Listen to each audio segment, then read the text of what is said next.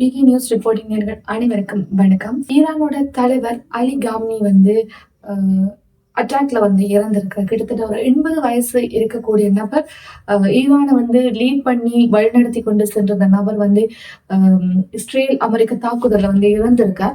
இதுக்கு பதிலடி முகமாக ஈரான் சொல்லியிருக்கு, தங்களுக்கு புதிய ஒரு தலைவரை நியமனம் செய்ய போறதாகவும் அது தொடர்பான தகவலும் வெளியாகி இருக்கு. அதோட பாத்தீங்கன்னு சொன்னா, ஈரான் வரலாற்றுல இப்படி ஒரு தாக்குதலை செய்துச்சா, இப்படி ஒரு தாக்குதல் ஈரானோட மேற்கொள்ளப்பட்டதா என்ற அளவுக்கு, அதாவது அமெரிக்கா இஸ்ரேல் எதிர்பார்க்காத அளவுக்கு ஒரு தாக்குதலை செய்ய போறோம் என்று சொல்லி ஒரு தாக்குதல் சாரமாரியான தாக்குதலை நடத்தி இருக்கு. நேற்றைய தினம் இடம்பெற்ற அமெரிக்கா இஸ்ரேல் அந்த போர் தொடர்பான விடயங்களை நீங்க அறிஞ்சு கொண்டிருப்பீங்க. இன்றைய தினமும் அது தொடர்பான நிறைய விடயங்கள் பரபரப்பாக சென்று கொண்டிருக்கு. சோ அதுபடிதான் பார்க்க போறோம். வாங்க வீடியோக்குள்ள போலாம். பார்த்தோம்னு சொன்னா, அமெரிக்கா இஸ்ரேல் வெர்சஸ் ஈரான் என்ன நடந்துட்டு இருக்கு என்றது பிரீஃபா பார்த்துடலாம். அதாவது நேற்றைய தினம் என்ன நடந்துச்சுன்னு சொல்லி ஒரு சின்ன விளக்கம் பார்த்துடலாம். பார்த்தோம்னு சொன்னா, நேற்றைக்கு இன்ஸ்டால ட்ரம்ப் ஒரு வீடியோ போஸ்ட் பண்ணிதான் இந்த தாக்குதலை ஆரம்பிச்சிருக்கார். அதாவது ஏற்கனவே ஈரானுக்கும் அமெரிக்காவுக்கும் இஸ்ரேலுக்கும் இடையில ஒரு பிரச்சனை போய்கொண்டுதான் இருந்தது. அந்த பிரச்சனையோட விளைவாதான் இப்ப இவ்வளோ ஒரு புகமே வெடிச்சிருக்கு. அந்த வகையில பார்த்தோம்னு சொன்னா, ட்ரம்ப் ஆல்ரெடி இன்ஸ்டாகிராம்ல அந்த வீடியோ போஸ்ட் பண்ண உடனேயுமே அங்க தாக்குதல் ஆரம்பிச்சிருக்கு. இது ஷேர் மார்க்கெட் ஆயிருக்கட்டும், பெரிய பெரிய கம்பெனிஸ் ஆயிருக்கட்டும், எல்லாமே உலகத்துல சரிஞ்சு விட போகுது. எண்ணெய், டீசல், பெட்ரோல் எல்லா விலையுமே அதிகரிக்க போகுது. அதோட நிறைய பொருட்கள், அதாவது கப்பல் மூலம் வரக்கூடிய பொருட்கள் விரைவில் அதிகரிக்க போறது என்றதையும் தாண்டி 2-3 நாடுகளையும் தாண்டி இது இப்படியான உலகத்துல பெரிய ஒரு தாக்குதலை ஏற்படுத்த போறது என்னையும் தாண்டி மிடில் ஈஸ்ட்ல இருக்கக்கூடிய நிறைய கண்ட்ரிங்களுக்கு இதால பெரிய ஒரு பாதிப்பு ஏற்பட போறது என்றதும் இந்த வார் ஸ்டார்ட் பண்ணதுக்கு பிறகுதான் தெரிஞ்சு கொள்ள முடிஞ்சது. பார்த்தோம்னு சொன்னா, இந்த ஈரான், அமெரிக்கா, இஸ்ரேலை தாண்டி மிடில் ஈஸ்ட்ல இருக்கக்கூடிய Saudi Arabia, Qatar, toga, Abu Dhabi, Iran, Kuwait, Jordan போன்ற பல நாடுகளையும் குண்டு மலைகள் பொழிஞ்சு கொண்டிருக்கு. குண்டுன்னு சொல்லும்போது இங்க சின்ன சின்ன குண்டு அப்படி என்ன கிடையாது. இங்க ஏவுகணைகள் மூலமாகத்தான் இந்த போர் இடம்பெற்று கொண்டிருக்கு. அதாவது என்ன செய்யறாங்கன்னு சொன்னா, இப்ப புரிபடி சொல்ல போனா, ஈரான், அமெரிக்கா, இஸ்ரேல் அமெரிக்காவுக்கு ஆதரவாக இறங்கி இருக்கு. ஈரானுக்கும் அமெரிக்காவுக்கும் பெரிய ஒரு போர் நடந்து கொண்டிருக்கு. ஈரான் அதிகமாக தாக்குற இடம் என்று சொன்னா, இந்த சின்ன சின்ன நாடுகள், அதாவது மிடில் ஈஸ்ட்ல இருக்கக்கூடிய சவுதி அரேபியா, கத்தார், குவைத் அப்படியா நாடுகள் இருக்கக்கூடிய அமெரிக்கான பேஸுக்கு தான் அடிச்சு கொண்டிருக்காங்க. அதாவது அமெரிக்க ராணுவ தூதரகங்களுக்கு அடிச்சு கொண்டிருக்காங்க. அமெரிக்கா ஈரானை சுத்து போட்டிருக்கு. கடல் மார்க்கமாக இருக்கட்டும், ஆகாய வழியிலாக இருக்கட்டும், எல்லா வழியிலையும் அமெரிக்கா சுத்து போட்டு, அதாவது இந்தியன் ஓசன்ல சுத்து போட்டு அமெரிக்கா ஈரானை அடிச்சு கொண்டு இருக்கு. அதுக்கு இஸ்ரேல் ஆதரவு வழங்கி கொண்டிருக்கு. நேற்றைய தினம் பார்த்தோம்னு சொன்னா, ஆயிரக்கணக்கான குண்டுகள் மலைகள் இரவு சாரமாரியான ஒரு தாக்குதல் இடம்பெற்றிருக்கு. முதல் கொஞ்சம் கொஞ்சமா ஆரம்பிச்சு, அதுக்கு பிறகு தொடர்ச்சியான ஒரு தாக்குதல் இரவிரவாக இடம்பெற்று கொண்டிருந்ததை நாங்கள் காணொலி ஊடாக பார்த்துக் கொள்ளக்கூடியதாக இருந்தது. இதுல நேற்றைய தினம் ஒரு ஏசியாவை சேர்ந்த ஒரு நபர் இறந்திருக்கார் இந்த தாக்குதல் என்றது தெரிய வந்திருக்கு. ஆனா அவர் எந்த நாடு, யாருன்னு சொல்லி இன்னும் தகவல் வெளிவரையில. பட் தாக்குதல் இறந்திருக்காருன்றது நேற்றைய தினம் வெளிவந்திருந்தது. சோ ட்ரம்ப் நேற்றைய தினம் என்ன சொல்லியிருக்கான்னு சொன்னா, இந்த போர் முடிவுக்கு வரணும்னு சொன்னா, ஈரான்ல இருக்கக்கூடிய பெரிய பெரிய தலைகள், அதாவது ஈரான்ல பெரிய பெரிய தலைவர்களை கொன்று வீழ்த்தும் வரை இந்த போர் முடிவுக்கு வராது என்ற மாதிரி குறிப்பிட்டிருந்தார். அதனால நேற்றைய தினம் இந்த போர் இன்றைக்கு ஓயல. இன்னும் எத்தனை நாட்களுக்கு இந்த போர் இருக்க போறதுன்றதும் தெரியாதுன்னு சொன்னா, ட்ரம்ப் வார்த்தைப்படி பார்த்தா இந்த போர் கிட்டத்தட்ட ஒரு கிழமை, ஒரு மாதம் கூட செல்லாமன்னு சொன்னா, பெரிய பெரிய தலைகள் விளம்பரையும் தான் இந்த போரை நிறுத்த மாட்டேன்னு சொல்லி இருந்தார். அப்படி இந்த போர் எங்க ஸ்டார்ட் ஆயிடுச்சு, ஏன் 2 நாடுகளுக்கு முடியல இவ்வளவு ஒரு வன்மம் இருக்கு என்று நாங்க பார்த்தோம்னு சொன்னா, ஒரு சின்ன பிளாஷ்பேக்கு போயிட்டு வரலாம். ஈரான் அணு ஆயுத தயாரிப்புல ஈடுபட்டு கொண்டு வந்தது. ஆனா அமெரிக்கா தயாரிக்க வேணாம் என்று சொல்லி கூறியிருந்தது.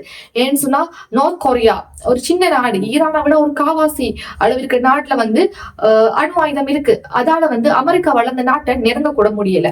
அப்படி இருக்கும்போது ஈரான் இந்த அணு ஆயுதங்களை தயாரிச்சா அமெரிக்காவால அந்த நாட்டை எதுவுமே செய்ய முடியாது. ஏன்னு சொன்னா, இதுக்கு முதல் அமெரிக்காண்ட ஆட்சி ஈரான்ல இருந்துச்சு. ஈரான்லயும் அமெரிக்கான் பேஸ்கள் இருந்துச்சு. ஆனா ஈரான்ல ஒரு ஆட்சி கைமாறின கிட்டத்தட்ட கிட்டத்தட்ட ஒரு 50 ஆண்டுகளுக்கு முன்னோக்கி பார்த்தோம்னு சொன்னா அந்த அமெரிக்க தளங்களை எல்லாமே ஈரான் வெளியேற்ற சொல்லிட்டு ஈரான் வந்து தன்னுடைய கட்டுப்பாட்டுக்குள்ள முழு நாட்டையும் கொண்டு வந்துச்சு. அமெரிக்கான்னு தலையிடோ இல்ல வேறு எந்த நாட்டுல தலையிடாம இருக்கக்கூடாது, முழுக்க முழுக்க எங்களுடைய ஆட்சியாக இருக்கணும்னு சொல்லி தங்களுடைய கட்டுப்பாட்டுக்குள்ள வந்து அமெரிக்கா ஈரான் வந்து முழு நாட்டையுமே கொண்டு வந்துச்சு. அப்பையில இருந்து இந்த பிரச்சனை வந்து ஸ்டார்ட் ஆயிடுச்சு. அமெரிக்கா அப்ப வெளியேறிச்சோ அப்ப அந்த பிரச்சனை ஸ்டார்ட் ஆக தொடங்கிடுச்சு. அதுக்கு பிறகு பார்த்தோம்னு சொன்னா இந்த அணு ஆயுதம் ஏற்கனவே சொல்லி இந்த மாதிரி அணு ஆயுத தயாரிப்பை வந்து ஈரான் வந்து செஞ்சு கொண்டு வந்த போது அமெரிக்கா இல்ல இது செய்யாத சொல்லி வார்ன் பண்ணிச்சு நிறைய தடவை. இல்ல ஈரான் சொல்லிச்சு நாங்க வந்து ரிசர்ச் தான் பண்றோம், ஒரு எஜுகேஷன் பர்பஸ்க்காக ரிசர்ச் பண்றோம், அணு ஆயுதம் தயாரிக்கலன்னு சொல்லி இருந்துச்சு. ஆனா அமெரிக்கா வந்து இல்ல நீ எஜுகேஷன் பர்பஸா கூட இது செய்யக்கூடாது, அணு ஆயுதம் தயாரிக்க கூடாது, அது ரிசர்ச் பண்ணக்கூடாதுன்னு சொல்லி நிறைய தரம் வார்ன் பண்ணியிருக்கு. வார்ன் பண்ணதையும் தாண்டி ஈரான் வந்து இல்ல தாங்க செய்ய போறோம்னு சொல்லி அந்த நடவடிக்கையை மேற்கொண்டிருந்த போது ஒரு மலைக்கு அடியில வச்சு இந்த நடவடிக்கைகள் வந்து இடம்பெற்று கொண்டிருந்த போது அந்த மலையை அமெரிக்கா ஒரு பாம்பு பிளாஸ்ட் பண்ணி அது வந்து தாக்குதல் ஏவுகணை மூலம் தாக்குதல் பண்ணி ஃபுல்லா வந்து அழிச்சது. இந்த அணு ஆயுதம் வந்து தயாரிக்க கூடாது. சோ இஸ்ரேலுக்கும் ஈரானுக்கும் ஏற்கனவே பல வருட பகை இருந்தேன். ஏற்கனவே ஈரான் அடிச்சதுல இஸ்ரேலிய ராணுவ வீரர்கள் நிறைய பேர் இறந்திருக்காங்க. அவர்களுக்கு இடையில வந்து ஒரு நீண்டகால பகை வந்து இருந்ததால இஸ்ரேல் வந்து ஈஸியா அமெரிக்காவோட இணைஞ்சது. இஸ்ரேலோட உதவியோட பல விஷயங்களை அமெரிக்கா வந்து தற்போது ஈடேற்றிட்டு இருக்காங்க, அதாவது வந்து செஞ்சு கொண்டு இருக்காங்க என்றுதான் சொல்லவே. சோ நேற்று நடந்த விஷயம் வந்து எல்லாருக்குமே தெரிஞ்ச விஷயமா இருந்துச்சு. என்னைக்கு பார்த்தோம்னு சொன்னா ஈரானுடைய முக்கிய தளபதியான அலி கம்னோனி வந்து அமெரிக்க படைகளால வந்து தாக்குதல்ல இறந்திருக்கார். அதாவது அவர் வந்து ஒரு சேஃபான பிளேஸ்ல வந்து இருந்து அவங்களுடைய திட்டங்களை காட்சி கொண்டது போது வான்வழியாக இருந்த தாக்குதலா இறந்திருக்கார். அதோட பாத்தீங்கன்னு சொன்னா புதிய தலைவராக அயதல்லா அராபி வந்து நியமிக்க போறதா வந்து குறிப்பிட்டிருக்காங்க. சோ இவர் வந்ததுக்கு பிறகு ஈரானால என்னென்ன தாக்குதல் அதிரடி அழகி நடக்க போறதுன்றது இனித்தான் நாங்க பார்த்துக்கொள்ள வேண்டும். அடுத்தது பாத்தீங்கன்னு சொன்னா அலி கம்னோனி மட்டுமல்லாம பல தலைவர்களும் வந்து அதுல இருந்திருக்கிறாங்க என்ற தகவலும் வந்து வெளியாயிருக்கு. போருக்கான ஒரு குழு மீட்டிங்ல தான் இந்த தாக்குதல் வந்து இடம்பெற்றிருக்கு. அதாவது வான்வழியா இடம்பெற்ற தாக்குதல் அலி கம்னோனி மற்றும் அவர்களுடைய தலைவர்கள் வந்து நிறைய பேர் வந்து இறந்திருக்கிறாங்க. அரபு கண்ட்ரிஸ்ல நிறைய அடி விழுந்திருக்கு. அதாவது ஈரான் தாக்கின தாக்குதல் அரபு கண்ட்ரிஸ்ல நிறைய விழுந்திருக்கு. அமெரிக்கன் பேஸ் எல்லாம் தாக்கியிருக்காங்க.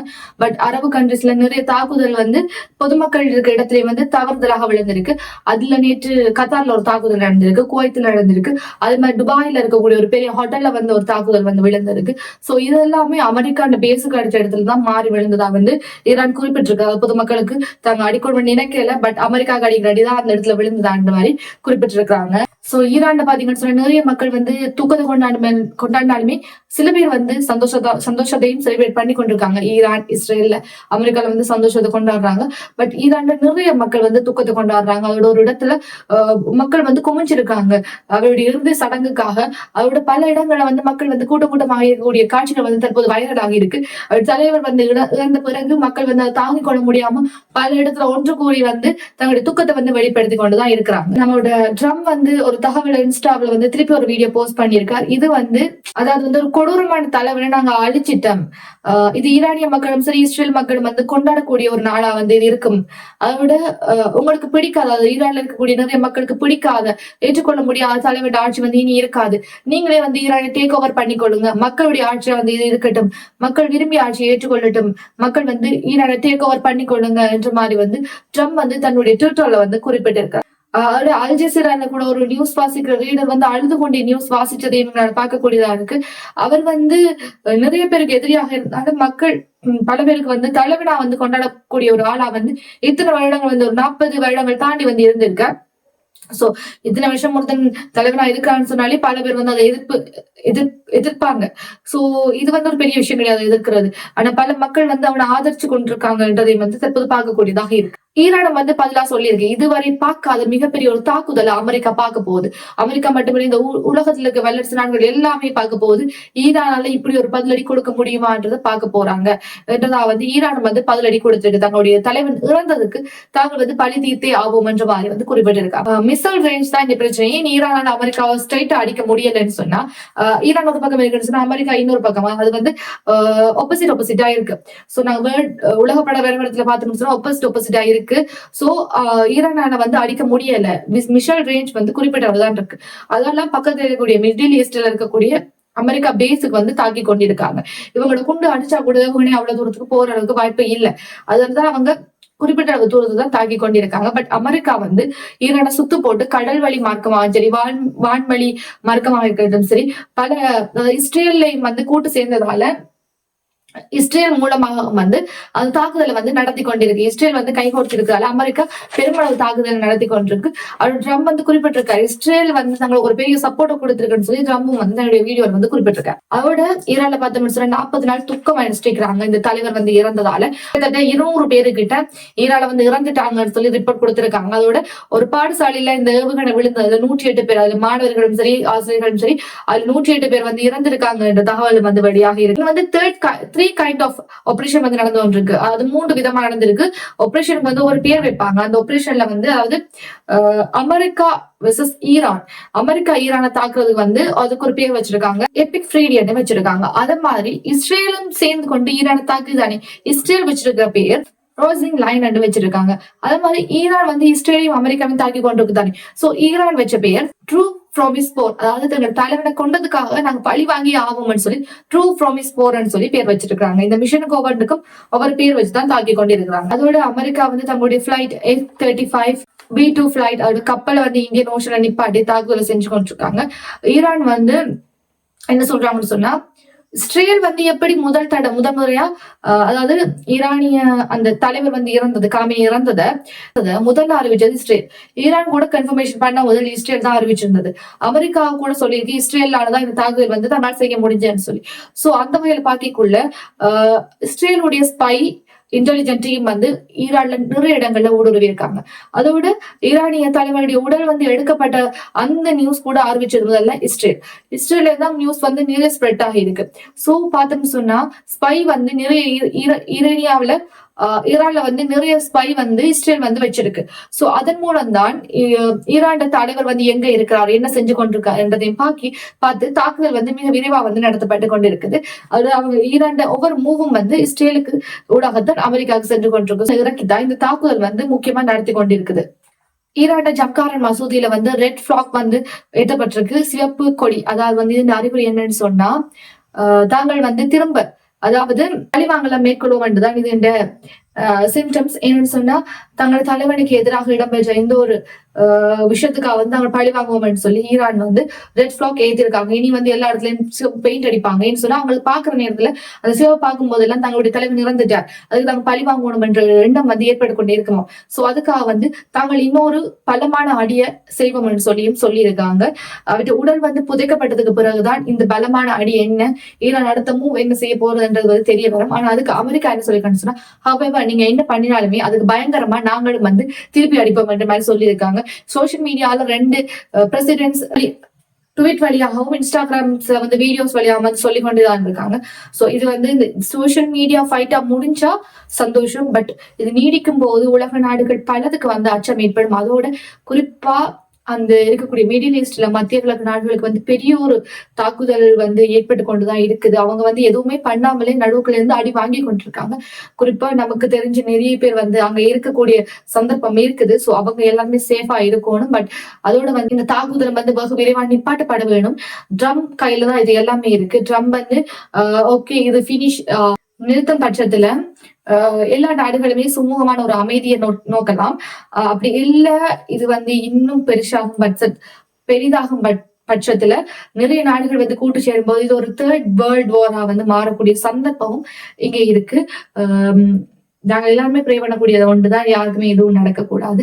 அமெரிக்கா தரப்புலயும் இஸ்ரேல் தரப்புலயும் நீங்க எதுவுமே சொல்லல எத்தனை உயிரிழப்புகள் இருந்து அவங்க இல்லைன்னா சொல்லி கொண்டிருக்காங்க. நான் அவங்க விழுந்த புகைப்படங்கள் அங்க இருக்கக்கூடிய காட்சிகளை பார்க்கும்போது அங்கேயும் பலத்த அடி வந்து ஏற்பட்டு இருக்கு. பட் ஈரான் சைட்ல 200 பேர் இருந்திருக்காங்க. அதையும் தாண்டி மத்திய கிழக்கு நாடுகளையும் வந்து பப்ளிக் இருக்கக்கூடிய இடங்கள்ல வந்து இந்த குண்டுகள் வந்து விழுறதால அங்கேயும் வந்து பல காயங்கள் வந்து மக்களுக்கு மேலே ஏற்பட்டு கொண்டு இருக்கு.